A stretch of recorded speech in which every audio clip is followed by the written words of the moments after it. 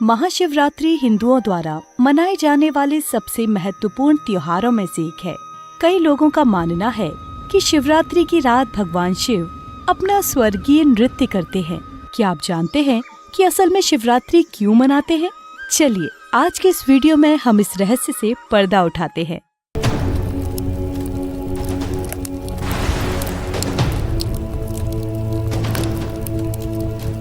ये कहानी उस समय की है जब सती ने आत्मदाह किया था।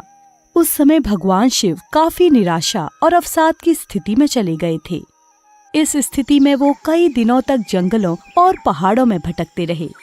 हालांकि बाद में वो शांति प्राप्त करने कैलाश पर्वत पर लौट आए। उसी दौरान तारकासुर नाम का एक अत्याचारी राक्षस था। वो इस बात को जानता था कि भगवान शिव ने सती के शोक में कैलाश को त्याग दिया है और अब उनकी गृहस्थी संभव नहीं है। इस स्थिति का लाभ उठाते हुए राक्षस तारकासुर ब्रह्मांड के सर्वशक्तिमान निर्माता भगवान ब्रह्मा की तपस्या करने लगा। जब भगवान ब्रह्मा प्रकट हुए तो उसने एक वरदान मांगा कि उसकी मृत्यु केवल भगवान शिव के पुत्र द्वारा ही हो सके। भगवान ब्रह्मा ने राक्षस तारकासुर को वो वरदान दे दिया और वहाँ से चले गए।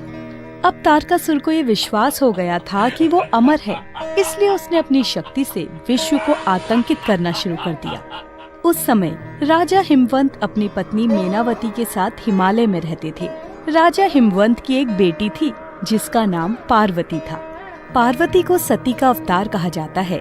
पार्वती की बचपन से ही भगवान शिव के प्रति अगाध भक्ति थी। उनकी प्रार्थनाओं की आवाजें कैलाश पर्वत पर गूंज उठी, जिसे सुनकर भगवान शिव ने एक मुस्कान के साथ अपनी आंखें खोली।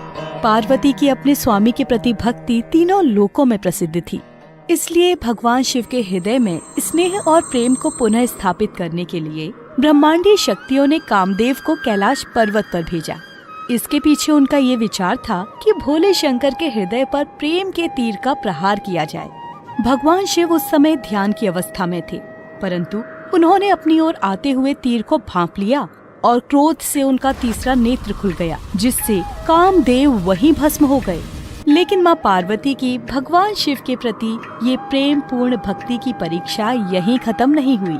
वो हिमालय से दूर चली गईं और योगिनी बनने के लिए कैलाश पर्वत पर आ पहुँची। उन्होंने भगवान शिव की तरह ध्यान किया और दिन रात उनकी प्रार्थना में जुटी रहीं। पार्वती की असीम भक्ति को देखकर भगवान शिव का ध्यान उनकी तरफ गया। उन्होंने पार्वती से मिलने के लिए एक साधु का भेष धारण किया। जब बाबा भोलेनाथ साधु के वेश में पार्वती के पास पहुँचे तो उन्होंने भगवान शिव के प्रति घृणा की बातें कही। उन्होंने कहा कि शिव वैसा नहीं है जैसा कि आप उसके बारे में सोचती हैं। पार्वती उस साधु से अपने स्वामी के प्रति ऐसी नकारात्मक बातें बोलने से मना करने लगी और उसे वहीं चुप करा देती हैं। पार्वती की इस भक्ति और उनकी प्रार्थनाओं को देखकर वेशधारी शंकर काफी प्रसन्न हुए। इसके बाद भगवान शिव ने देवी पार्वती को अपनी पत्नी के रूप में स्वीकार किया और कुछ पंक्तियां सुनाई। मैं समुद्र हूँ और तुम लहर हो, तुम प्रकृति हो और मैं पुरुष हूँ। वो रात भगवान शिव और देवी पार्वती के विवाह की रात थी। वो रात जहाँ सभी शिवगण आनंदित होकर भगवान शिव के धाम पर नृत्य करते हैं। बाद में उसी रात को महाशिवरात्रि के रूप से जाना जाने लगा। इसके बाद देवी पार्वती कैलाश पर्वत पर रहने लगी और उनके बड़े पुत्र के रूप में कार्तिकेय ने जन्म लिया, जिन्होंने बाद में एक युद्ध के दौरान तारकासुर को मार डाला। भगवान शिव और देवी पार्वती को अर्धनारीश्वर के नाम से जाना जाता है।